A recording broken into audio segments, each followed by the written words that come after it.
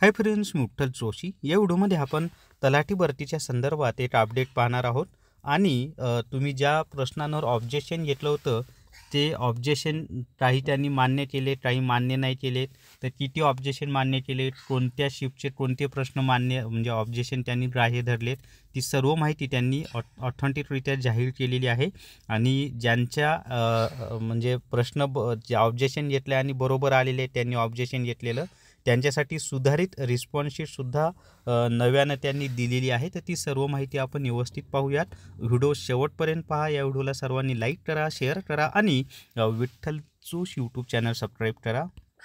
तर या ठिकाणी पहा, 6 डिसेंबर 2023 या तारखेचं हे प्रसिद्धीपत्रक आहे. आता याच्यामध्ये काय म्हटलेलं आहे, तो विषय महसूल विभागातील गट क संवर्गातील तलाठी भरती सन 2023 बाबत तलाठी भरती परीक्षा उत्तर तालिकेसंबंधी प्राप्त आक्षेपांबाबत.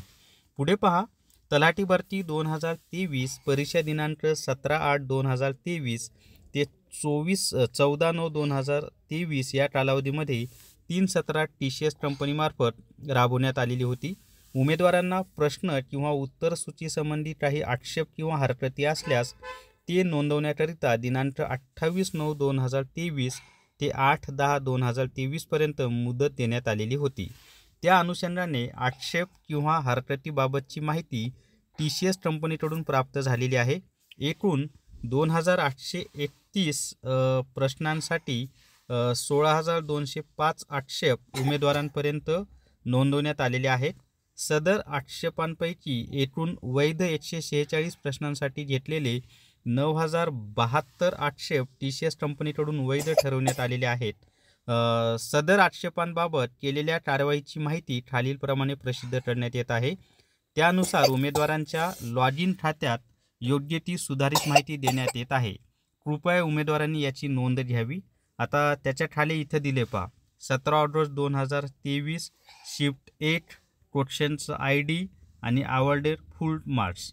त्याच्यानंतर 17 ऑगस्ट 2023 शिफ्ट 1 क्वेश्चन ID आणि सर्व मार्क्स ते मिळालेले आहेत. तर अशा पद्धतीनं म्हणजे शिफ्ट 1मध्ये 3 प्रश्नचे पूर्ण मार्क्स मिळालेत. शिफ्ट 2ला 17 ऑगस्टलाच हे 3 प्रश्नांचे मिळालेले आहेत. शिफ्ट 3मध्ये तर 4 प्रश्नांची मिळालेले आहेत. तर अशा पद्धतीनं ही जी PDF आहे ना, ही PDF मी विठ्ठल जोशी हे जे माझं टेलिग्राम चॅनल आहे त्याच्यावर अपलोड केलेली आहे. तिथे जाऊन तुम्ही चेक करा तुमच्या शिफ्टचा किती प्रश्नांचे फुल मार्क्स मिळालेले आहेत ते. आणि जर तुमच्या शिफ्टला हे फुल मार्क्स मिळालेले असतील तर ते नवीन जी रिस्पॉन्स शीट आहे ती डाउनलोड करा, जशी आधी केली होती तशीच.